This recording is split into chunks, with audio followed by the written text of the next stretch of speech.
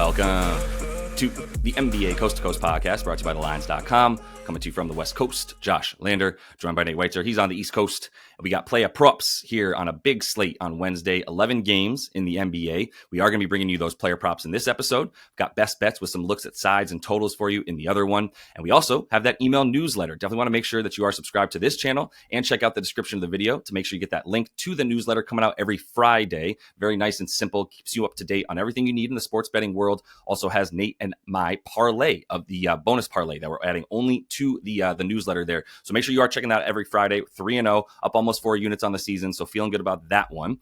We had another good night here in the play of props, keeping it going since last week, man. We are on a little bit of a heater here. So let's keep it going, Nate. Nice 4-1 last night in the props. Let's kick it off with our boy who we both like in this one, Flip.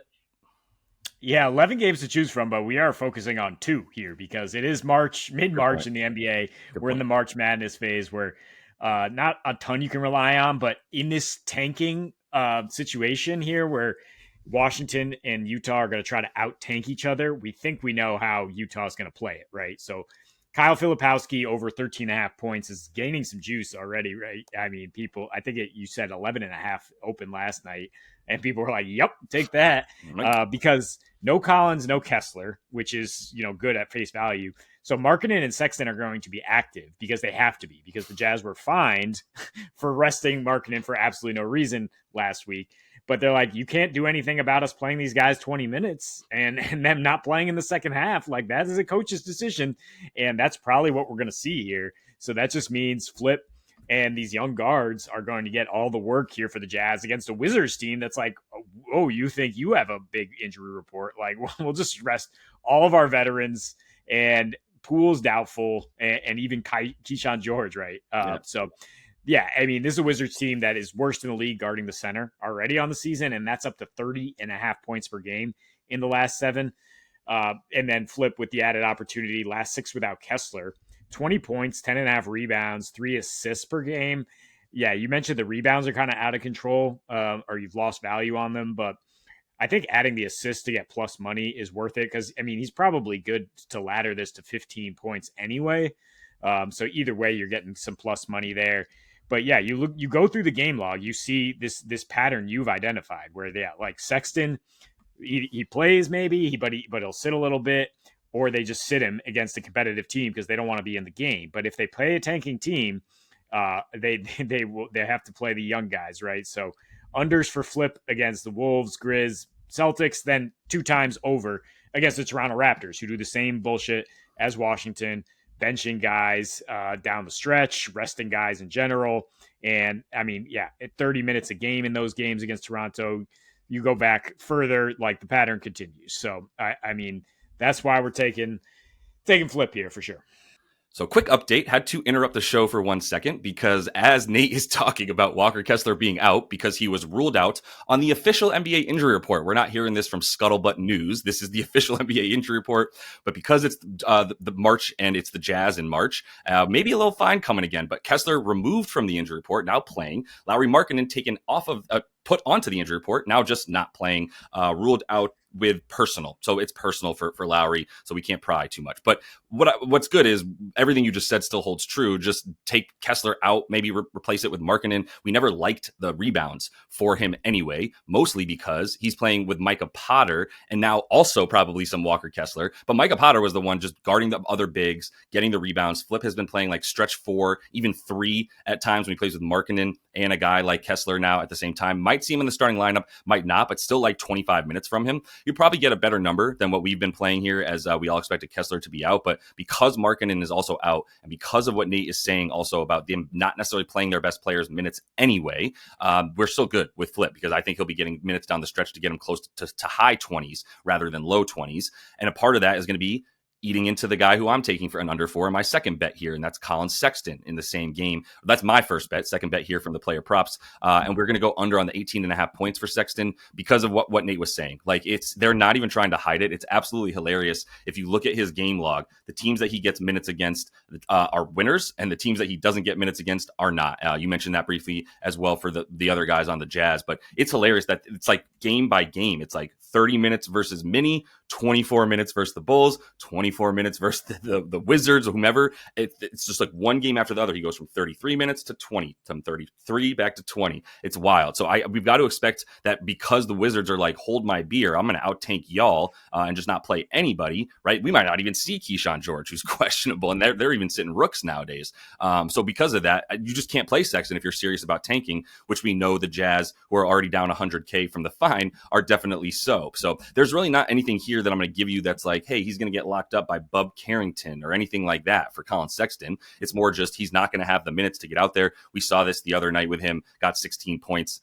Done out after that. So the assists are even at about 3.5. So the books are also ready for this stuff, right? They're not giving us any other ancillary props for Sexton anymore. If he's not getting points in the first, half of the game / first part of the third quarter, then he's not getting the points that he needs in this one. Yeah, same page for sure. Also, not a particularly good matchup for guards compared to as it is for centers. True.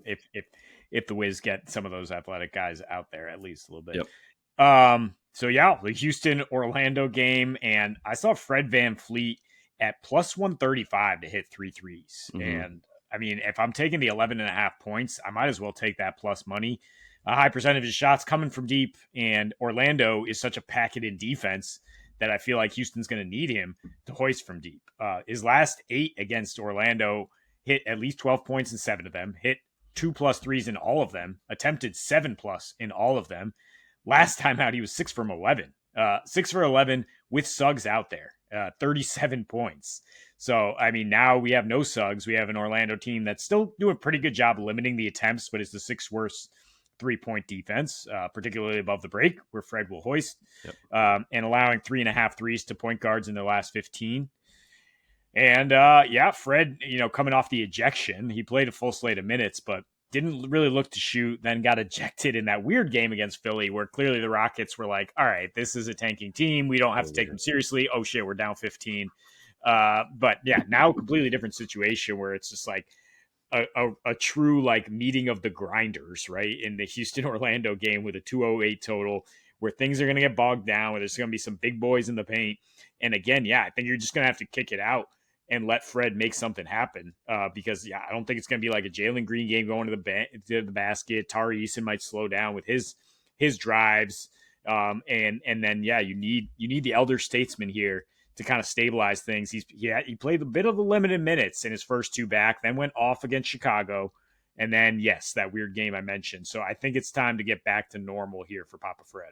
Yeah, I can see all that. I mean, these defenses play similarly. They don't give up the spot up. Orlando gives up like the 8th highest frequency of pull-up threes. That's what Fred does. Nobody on Houston's really moving the ball around the horn. This is much more of a your turn, my turn offense with like athletes across the way. And then Fred, who's probably going to get the Corey Joseph. I always want to call him Curtis Joseph, former goalie, Canadian goalie, but no, it's Corey Joseph, Canadian guard here for the Magic, who's now getting the nod from Mosley because he just doesn't trust anybody else. Cole Anthony wasn't at shoot around this morning, so his questionable tag's looking more like doubtful, and that's going to mean more Corey Joseph, which like good player, scrappy guy, not trying to trash talk Corey Joseph with a great NBA or very, very good long career, but this is Fred in a probably a pissed off spot and with the type of play that he wants to take available to him, which is pull up from 3, and Jalen Suggs ain't coming through that door to shut him down. So all right, I'm gonna stay in this game. You mentioned there's 11 games on the slate, but there's like 3 that have legit injury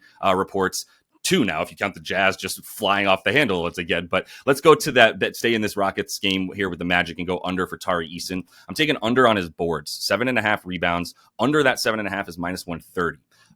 Couple things here. He's not an 8 rebound a game guy. He happens to have acquired 8, and 10 rebounds in his last 3 games. So now we're getting 7.5 against the number 1 team limiting opponent rebounds in the league. It doesn't make sense to me. I looked at the matchups as well. If you look at the game that they just played, what was it, like the 12th or something? It was just like a week ago that they played. In that one, he had, he had 11 rebound chances, a little bit high for him. In fact, on the season, even when he plays 30 plus minutes this season, he's at about 9.2 rebound chances per game. And he just got the 11 in that one, which is a little bit high. And also weirdly conflicts with my other reasoning for it, which is that he is the primary on Franz Wagner. So him and Jabari, as I call them, the Aries, they're going to be, subbing in and out for each other, playing about a full 48. Tari probably still back in that starting lineup, man. He has been a complete wrecking crew on offense, especially going to the rim, which not a good matchup for that either. So I'm not in love with 14.5 points, but he can also step out and shoot the three and might get some decent matchups for him.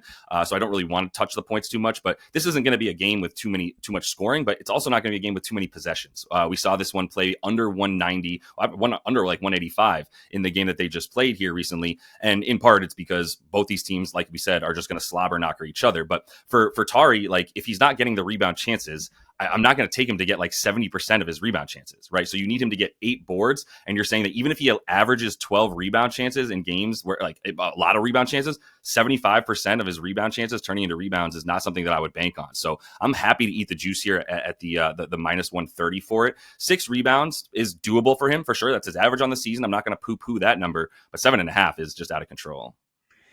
Yeah, I mean, you can add the points here, I think, if you don't want to eat that juice. Like 20.5, maybe even 21.5 points some places is too high for this matchup. I mean, we just saw him only go for 6 and 7 rebounds against Orlando in this expanded role in 33 minutes. He's also coming off a season high, I believe, 39 minutes because they had to storm back against Philly. And he's a guy who basically doesn't play back-to-backs because he has a leg injury management all year. So I wouldn't be surprised if the Rockets like scale him back a little bit here with just one day off after that. He's also coming off consecutive matchups against the worst interior defenses in the league right now in Dallas and Philly. So now you're facing Orlando, which they've struggled on the perimeter a little bit, but they can still lock it up down low. So I don't think Tari, who's not a particularly good shooter, is going to be good for the points either. It's a good point. Yeah, it's going to be harder for him to come by. The minutes might be there for him, but yeah, like you said, they had to come storming back against Philly. I can't believe I'm saying that out loud. So that was a big different situation here. But yeah, love where we're at with some unders in this game. Also consider a little bonus look there. Paolo under 4.5 assists. You can still get around even money. Don't love that. He's coming off 7 potentials against them, averaging about 8 or 9 potentials in his last few games. So I don't like him to get 5 anymore either, with a lack of shooting around him, as we've seen. So that's all the time we have for you, though, and Play a Props. Definitely make sure to check out the best bets with those looks on the sides and totals for today as well. And we'll be back tomorrow. So until we see you next, happy betting.